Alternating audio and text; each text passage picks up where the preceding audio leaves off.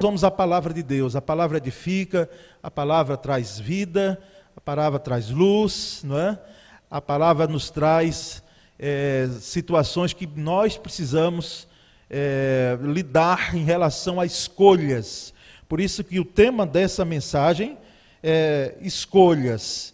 E Deus nos deu a graça de ministrarmos aos unidos em Cristo um dia desse atrás aí. E como não foi gravado e nós entendemos em trazer para a igreja, pedi até permissão ao Senhor, digo, Senhor, eu queria compartilhar muito porque está fresquinho no meu coração, na minha mente, e eu queria levar para mais pessoas. Então vai ser esse o caso agora aqui.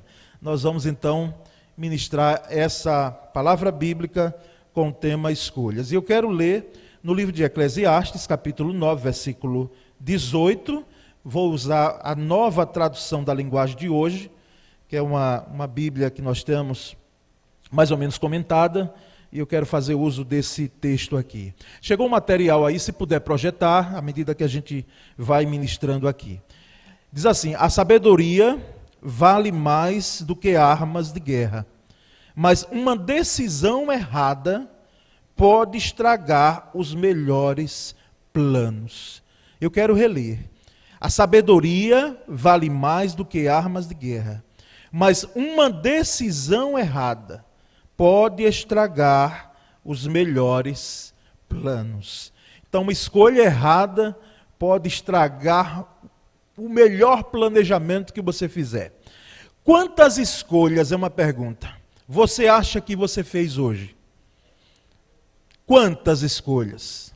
A pergunta é proposital, é para que você possa dizer, pastor, eu não sei. Se você está bem de mente, de saúde mental, você vai dizer, é isso. Você não sabe quantas escolhas você fez hoje. Sabe por quê? Porque já se disse que se você não escolher, de qualquer forma você está escolhendo. Se você não tomar nenhuma decisão, você pensando que a não ação, enquanto a isso, de tomar alguma decisão, você também já escolheu. Então, quantas escolhas você fez hoje? Quantas? Diversas. Às vezes até inconscientemente ou conscientemente. Durante esse ano que está chegando ao seu final, quantas escolhas você fez? Quantas? Aquela vontade de você fazer, tomar aquela decisão, mas chegava assim, olhava para um lado, olhava para o outro e disse, não vai dar certo, não é o momento, não é? Não chegou ainda. Então, durante esse ano, quantas escolhas? E hoje, até hoje, durante a sua vida, desde que você se entende por gente, os estudiosos dizem que a partir dos 4, 5 anos de idade é que a gente começa a lembrar de algumas coisas. Talvez aqui ninguém lembre do que aconteceu com você com 3 anos de idade. Aí eu vou dizer, até parabéns para você. Mas dos 4 anos alguém já pode lembrar. A partir dos 5, sim. Dos 6, certamente. Dos 7. E não de todas as coisas. E não de todas as decisões. Imagina aqui quantas decisões você já fez em sua vida até hoje. Quantas escolhas você fez até hoje. Irmãos, as nossas vidas sempre estão cheias de escolhas. Sempre. Todos os dias nós estamos e vamos lidar com escolhas. E aqui eu quero trazer inicialmente, a título mesmo de introdução da questão, da palavra, situações que você não deve, escute bem, não deve mesmo, deve evitar fazer escolhas, porque segundo isso aqui não é uma palavra pastoral minha, porque não é tanto a minha área, essa parte psicológica, nós somos pastores, nós temos a missão de pregar a palavra, mas é gente entendida, que diz o seguinte, evite fazer escolha quando você estiver profundamente desapontado. Profundamente desapontado. Aquele desapontamento, aquela falta de encantamento, aquela decepção, não é? Aquilo que provocou uma situação vexatória na sua vida, e você ficou desapontado, e aí diz, agora eu vou tomar essa decisão. Agora não vou ficar nessa situação de forma alguma. evite tomar decisão, fazer escolha quando você estiver desapontado. Gary Collis, que a gente lê muito, né, Flávio? A gente lê muito, porque por mais de anos que já vão, que ele fez o livro Aconselhamento Cristão, mas ainda é um livro de cabeceira nosso. Ele diz, evite tomar decisão, evite fazer escolha quando você estiver profundamente desapontado. Evite fazer escolha quando você estiver fisicamente exausto, cansado. Teve alguém na Bíblia que fez uma escolha quando ele chegou morto de fome em casa. E chegou em casa desesperado e sentiu o cheiro, não é? Sentiu o cheiro de lentilhas que, segundo, eu nunca comi isso ainda. Alguns irmãos aqui, quem sabe, provaram. Mas não era algo que era do dia a dia, era um tipo de arroz e feijão. Não era aquele prato apetitoso, aquela coisa sobrenatural na mesa de um hebreu. Mas quando Esaú chega em casa do campo e ele vê seu irmão Jacó fazendo aquela comida e ele com fome e ele fisicamente exausto, ele diz, meu irmão, eu lhe dou a minha primogenitura. Eu sou o filho mais velho, tenho direito, porque a sociedade da época era assim, e eu estou lhe dando, vamos trocar, eu dou a primogenitura e você me dá esse prato de lentilhas aí, você me dá esse feijão com arroz aí, para que eu possa matar a minha fome. Até o termo que a gente usa no português é exagerado. Matar a fome. Evite fazer escolhas quando você estiver fisicamente exausto. Descanse, durma, aprenda com Elias. Aliás, aprenda com o Deus de Elias, porque Elias estava meio desorientado ali naquele deserto. E Deus propositalmente faz com que ele durma. E de forma sobrenatural dá alimento, dá pão e dá água. Mas fez com que ele dormisse, repousasse, descansasse. Tem gente aqui que precisa descansar. E não é descansar apenas espiritualmente, não. É descansar fisicamente, e essa palavra principalmente vai para aqueles que estão vendo o dia amanhecer. Como ocorreu certamente, eu não estou sozinho nessa caminhada, não fiquei sozinho. Alguns aqui viram o sol nascer. Você doido para dormir, e você não conseguia conciliar o seu sono. Aconteceu ou não aconteceu isso com alguém? Evite fazer escolhas quando você estiver fisicamente exausto. Evite fazer escolhas quando você estiver irado. Inclusive eu chamo a atenção à ira, porque a ira é uma das obras da carne. Ira, não é? Eu sempre costumo fazer uma diferença entre ira e raiva. Embora a Bíblia diz, não se ponha o sol sobre a vossa ira. Aquela ira ali é momentânea, por isso que ele diz, é a ira de um dia. Teve chateação de manhã, foi chateado à tarde, ficou desapontado, teve aquela situação difícil, mas não vai dormir com ela de forma alguma. Não se ponha o sol sobre a vossa ira, porque se você fizer uma escolha irado, certamente será uma escolha que será errada, levada pela emoção do momento. Algumas brechas, ouça bem isso aí, algumas brechas, olhe bem isso aí, são feitas, são dadas de bandeja, muitas vezes, para o inimigo das nossas almas, porque nós somos tendenciosos a tomarmos uma decisão, fazermos uma escolha quando estamos irados. Preciso me aprofundar muito? Quantas separações nasceram no momento de ira? Quantos divórcios começaram a surgir? Quantos desentendimentos entre irmãos? Quantos desentendimentos entre pais e filhos? De nora e sogra? Quantos desentendimentos no meio relacional de amizade? Quantos? Por causa de um momento de ira.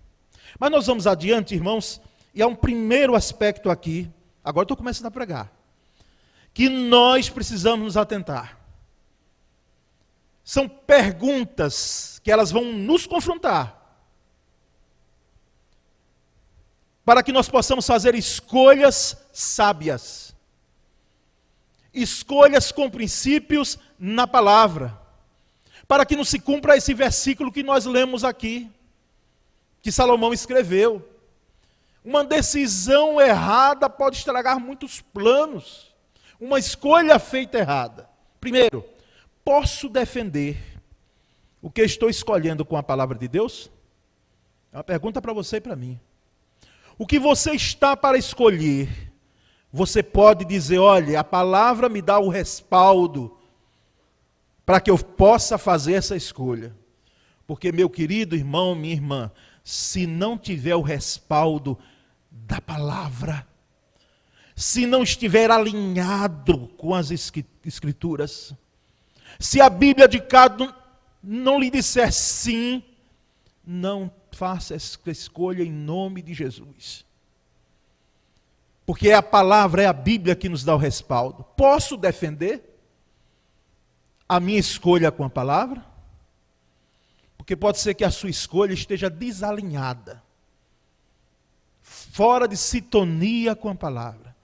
E aí, se você fizer a escolha, você vai, não adianta choramingar depois, porque você fez escolha fora dos princípios, dos padrões da palavra de Deus. Posso defender com a palavra, se tiver bem interpretado o texto, e a escritura é clara, ela é clara como a luz do sol. Não vá nem atrás do grego e do hebraico para poder entender muito. Entendeu? Ela é muito clara, ela é muito direta, a palavra. Ela diz que nós devemos falar a verdade, sempre. Porque quem é o pai, inclusive dá um pai para a mentira, que é o diabo. A escritura, ela precisa estar alinhada com as nossas escolhas.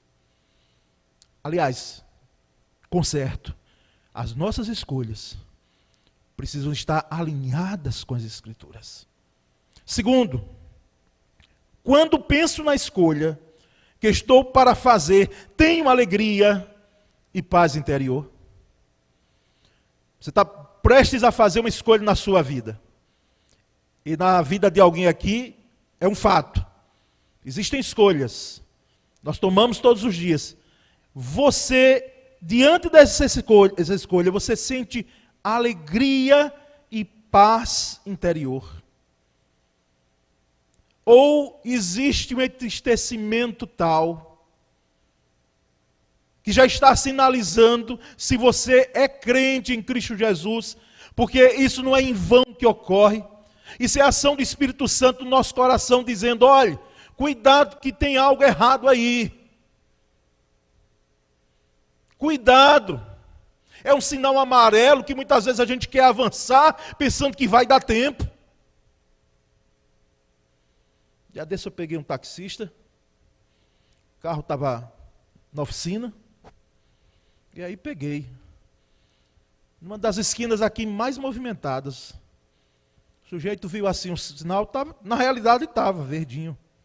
Mas amarelou e ele nós estávamos um pouco atrás. Eu pensando que ele ia parar.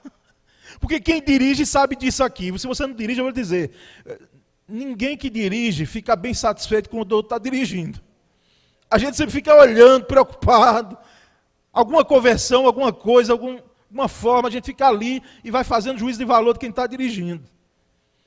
Porque para muitos de nós, o bom motorista somos nós. Até por uma questão de segurança. Mas aí, em vez de frear, não é? Ele avançou. E quando ele avançou, ele já avançou no vermelho. Eu digo, meu Deus, segura os carros agora. Segura uma moto que vem aí. E aí eu disse, moço, o senhor fez um negócio que o senhor sabe que o senhor fez errado. E eu estou aqui com medo.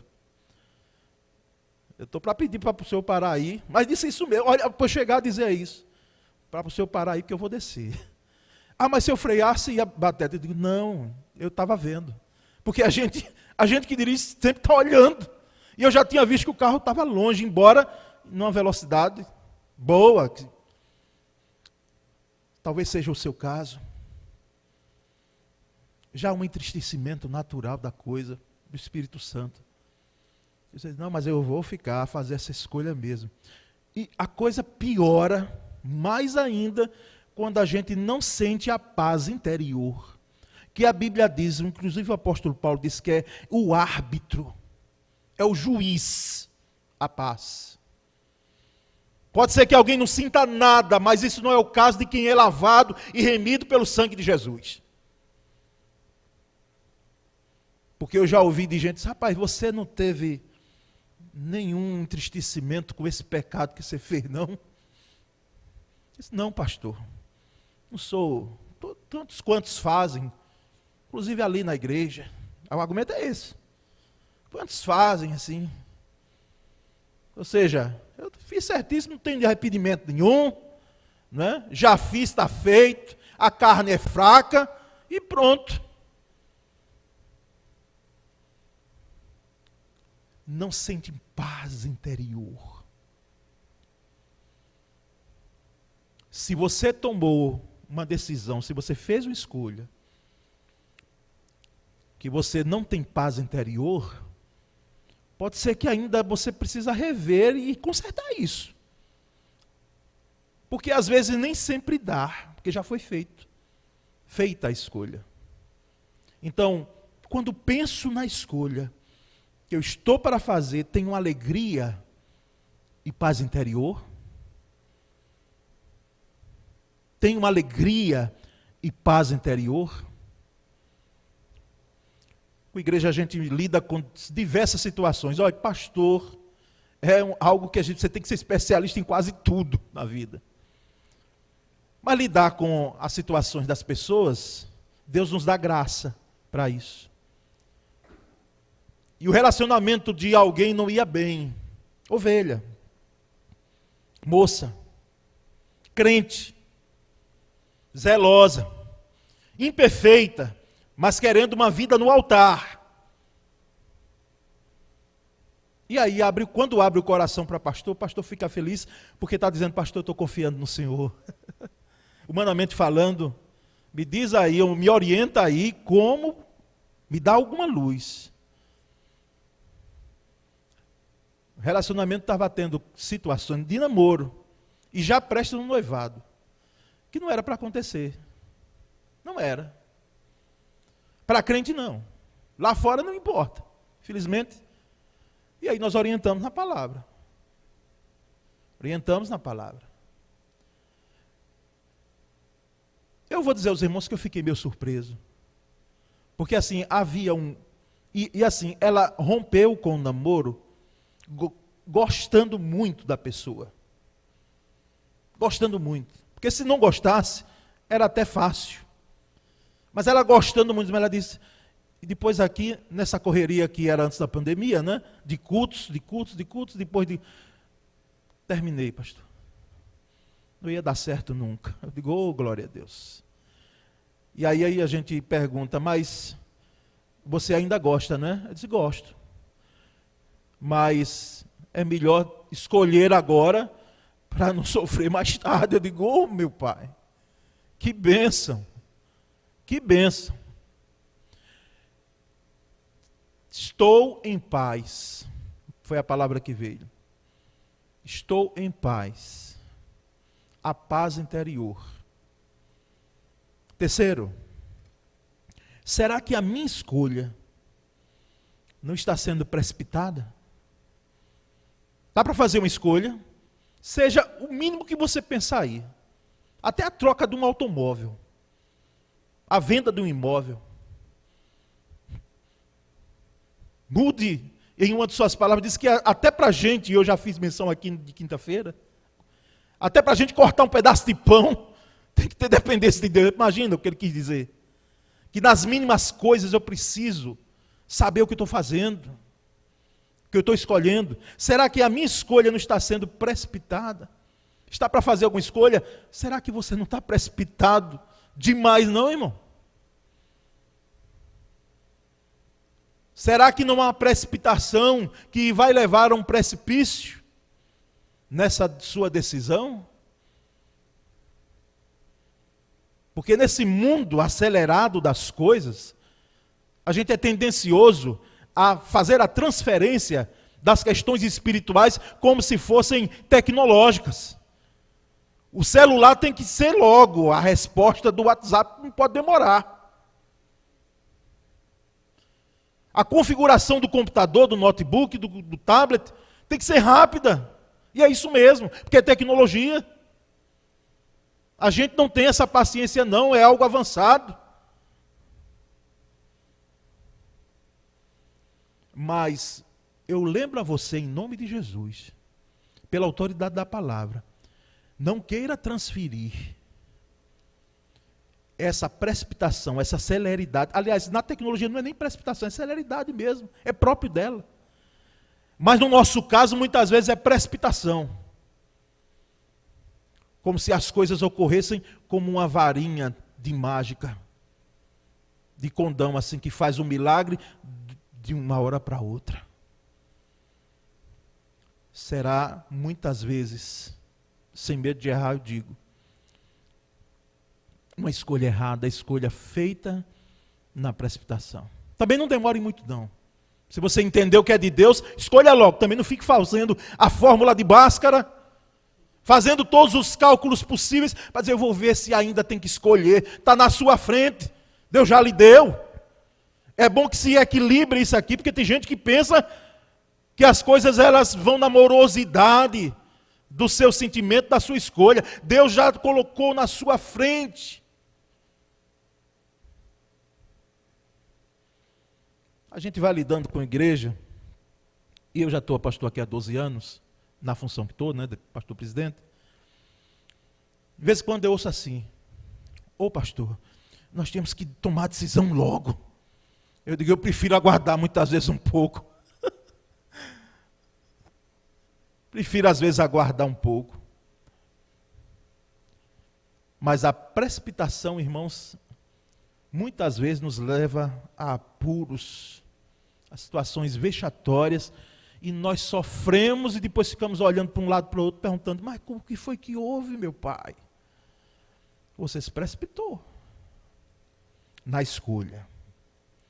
Há uma quarta e última questão. Essa aqui é fundamental. Na sua escolha, Deus será glorificado.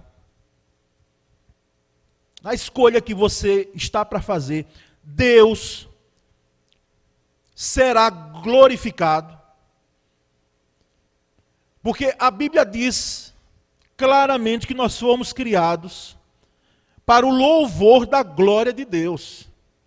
Você não pensa que você está fazendo um passeio nesse mundo, não, crente.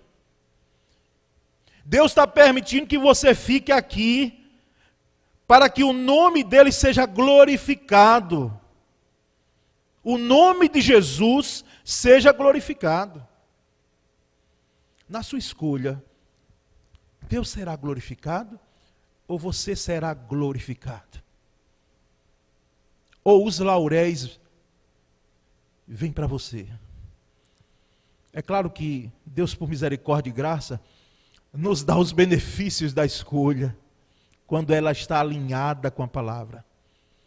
Mas Ele é glorificado. Porque a escolha que eu fizer, que não glorificar o nome do Senhor, essa escolha está errada dentro do padrão bíblico. Eu não quero espiritualizar tudo, mas a nossa vida, irmãos, deve ser uma vida para o louvor da glória de Deus em tudo, principalmente nas escolhas que tomamos. E aí nós vamos para algumas considerações finais em relação a esse tema, escolhas. Entendemos que, primeiro, não confunda escolhas com intenções. Por favor. Tem gente que é cheia de intenções. Ah, mas eu vou fazer aquilo amanhã, está chegando aí dezembro, eu vou fazer, não é, aquela meta do regime, entendeu? Vou fazer isso e aquilo, aquele curso de inglês que eu já abandonei não sei quantas vezes, isso e aquilo, vou fazer isso, vou fazer... Conhece alguém assim? Ela vai distribuindo as intenções durante o dia. Mas são só intenções, não tem uma atitude. Ah, mas eu vou ler mais a Bíblia, eu vou participar de todos os cultos, tal. Intenções. Não confunda escolhas com intenções. A escolha está diante de nós e nós tomamos uma atitude. Uma atitude. Segundo, quanto mais comunhão com Deus você tiver, melhores escolhas você fará. Quanto mais comunhão. Porque às vezes a gente entende oração, mas a gente entende parcialmente a coisa. É como se a oração fosse só o falar para Deus. Ô Senhor, muito obrigado, tal, eu te agradeço. Tudo bem, isso é. Mas irmãos, comunhão é um mergulho nas profundezas daquilo que Deus é e tem para nós. Muitas vezes sem intenção alguma de pedir nada.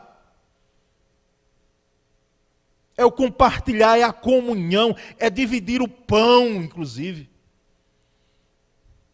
Que surge a palavra companheiro, que muita gente usa aí sem saber. Companheiro é aquele que divide o pão, que partilha. Dos momentos maravilhosos da comunhão com Deus, é que Deus ele diz, olha, o que eu tenho e o que eu sou, não o todo, porque você não vai suportar, mas eu partilho com você. Por isso que às vezes a gente não entende, lá nas escrituras diz que fluirão rios de água viva, borbulhando, daquele que nasce de novo. Quanto mais comunhão com Deus você tiver, mais escolhas melhores você fará. Está diante de uma escolha? Tenha comunhão com Deus. Meu Deus do céu, por que a gente se prepara tanto? Se a gente vai fazer uma viagem, arruma as malas, se vai de carro, faz a revisão do carro, vê isso e aquilo, providencia os documentos. Tem gente até se preparando, já comprando o caixão, aprendendo com os orientais, porque alguns orientais, antes mesmo de falecer, já deixam tudo ok, para que a família não tenha problema, né? Já está tudo, o plano funerário pago, tudo. E como é que diante de algumas escolhas, preste bem atenção a isso em nome de Jesus, nós não temperamos, nós não fazemos aquele tempero com oração e com comunhão com Deus. E outra coisa, não adianta orar depois, viu? Só se for para pedir misericórdia. Porque nós não tomamos antes. Você já viu que tem gente, quem sabe é você, que faz todo o planejamento, coloca tudo quanto é necessário, onde, quando, porquê, onde, quanto, tal. Mas não coloca Deus no meio. Aí depois que as coisas dão erradas, a gente diz, oh meu Deus, por que não deu certo? Porque faltou o fundamental, que era sondar, perguntar ao Senhor se era para fazer essa escolha ou não. E você fez de forma deliberada, pensando que teria sucesso. E que Deus iria ter que dizer o sim para as suas escolhas sempre. Terceiro, o Espírito Santo. Terceira pessoa da Trindade. E é Deus. Torna a fé dinâmica e orienta para as escolhas sábias. Ele torna a fé dinâmica. A fé não é teórica. A fé não é você ler da Bíblia e dizer, oh meu Pai, como o Senhor agia. Oh meu Deus, que maravilha. Mar vermelho se abrindo, coxo andando, cego vendo. É uma fé teórica. Aqui está dizendo para a gente que esse Deus que agiu aqui, Ele pode agir em minha vida e em sua vida. Porque Ele não está morto. Ele não morreu. Ele vivo está. O Espírito Santo torna a fé dinâmica. Sai da teoria para a teoria é importante. Inclusive é uma pergunta para cientistas. O que é mais importante? É teoria ou prática? Prática ou teoria? E a ciência certamente dirá, os dois são importantes. Não tem como separar uma coisa e outra.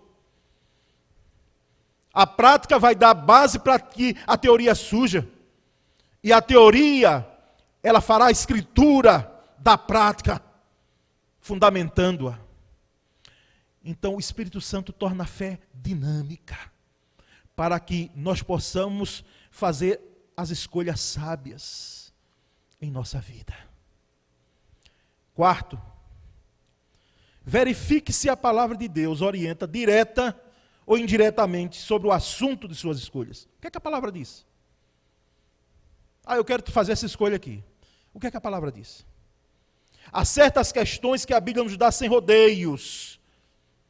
Ela vai diretamente, como eu disse aqui, ela não esconde.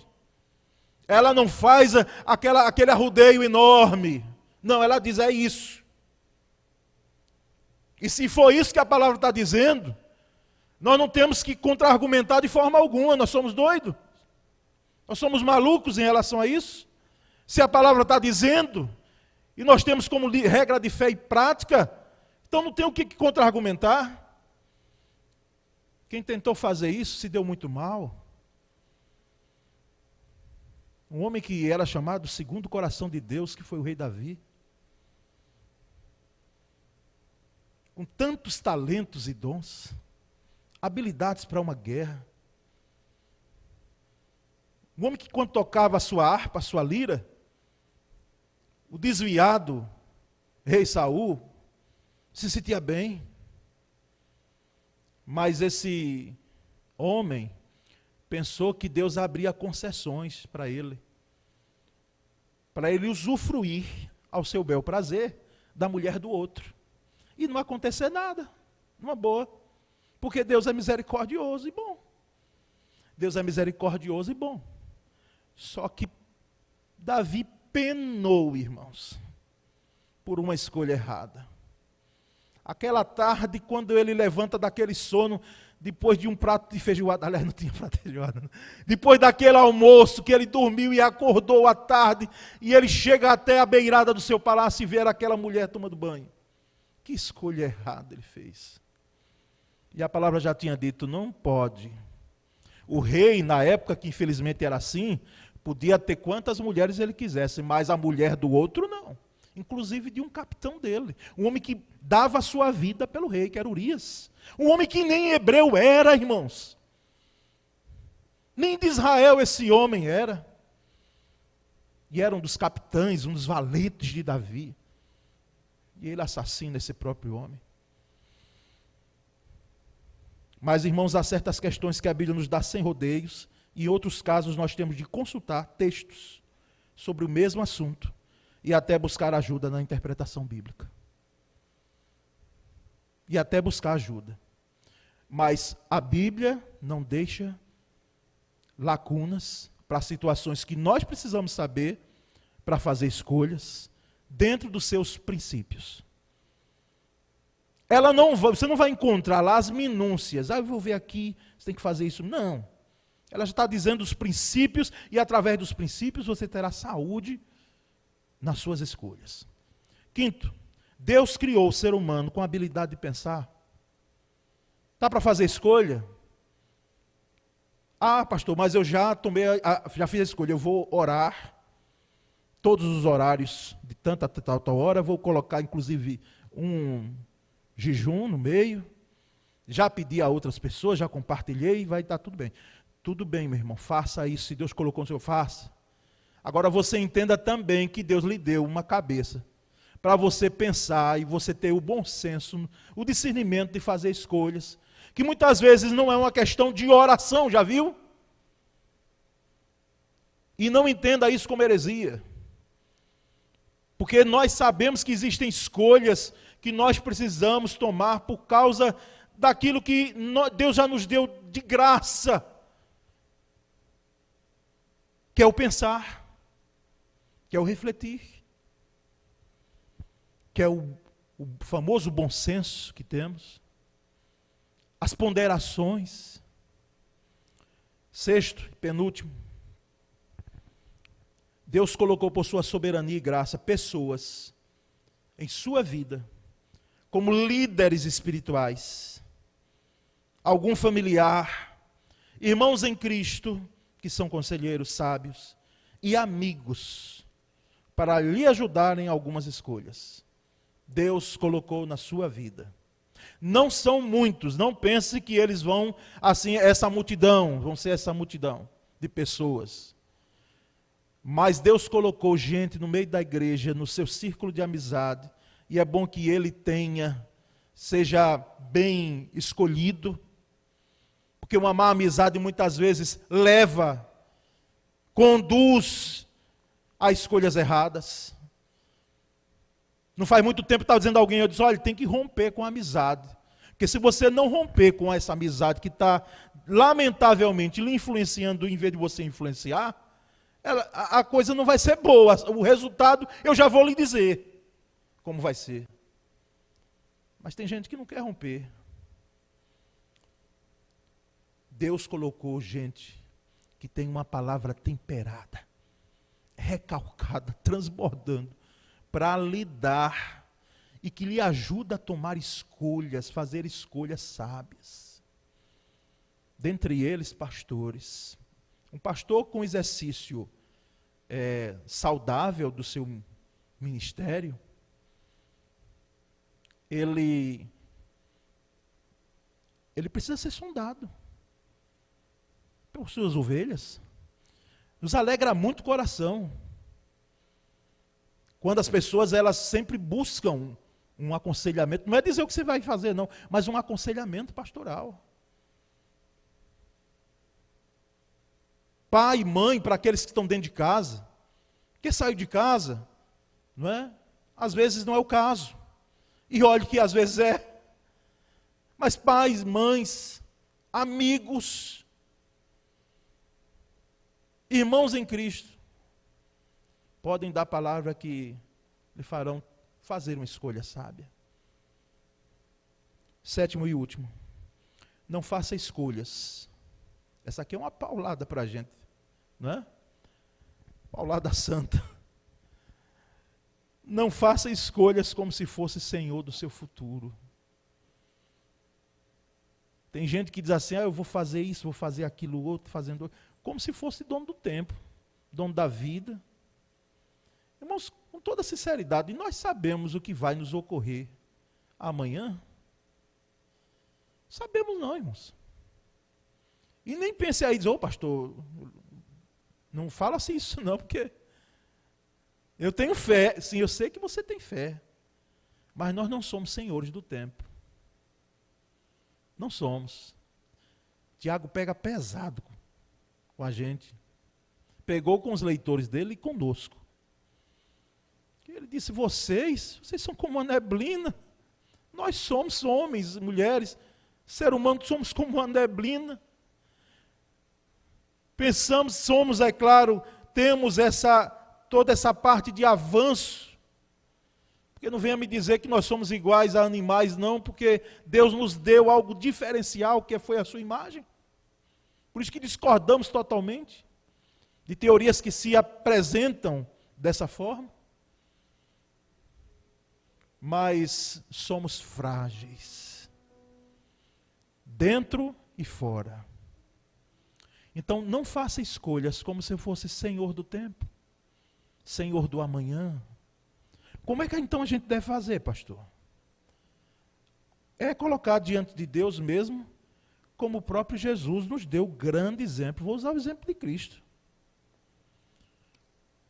Pai, se for possível, passa de mim este cálice, mas não seja como eu quero, mas como tu queres. E o próprio Jesus disse, olha, se você está para construir, você calcule bem as coisas, para que não termine no meio, ou seja, não pense que você é senhor de tudo e do tempo. Existem limitações na nossa vida. Irmãos, o meu desejo é que essa palavra, ela alcance o coração de gente aqui, para que habilite, para que dê suporte para escolhas sábias. Que essa palavra, ela desça até o seu coração, de tal forma que lhe dê suporte para que as escolhas na sua vida, elas sejam bem-sucedidas. E aí não temos como não glorificar o nome do Senhor, porque sabemos que o interesse de Deus todo é que nós sejamos bem-sucedidos nas escolhas que fazemos, segundo a orientação da sua palavra. Amém? Amém? Graças a Deus. Vamos orar? Senhor, muito obrigado nessa noite. Nós te louvamos, nós te bendizemos, nós te exaltamos, ó soberano Deus. Porque assim como a escolha errada traz desgraça, uma escolha certa, segundo a orientação dos princípios da tua palavra, traz saúde, traz vitória, Senhor. Muito obrigado, porque nós podemos perceber que o Senhor tem todo o interesse para que nós, enquanto servos teus, tenhamos bom êxito em nossas escolhas. E dentre as nossas escolhas, estejam escolhas para agradar ao Senhor, para glorificar ao Senhor. Nós oramos e agradecemos, em nome de Jesus. Amém.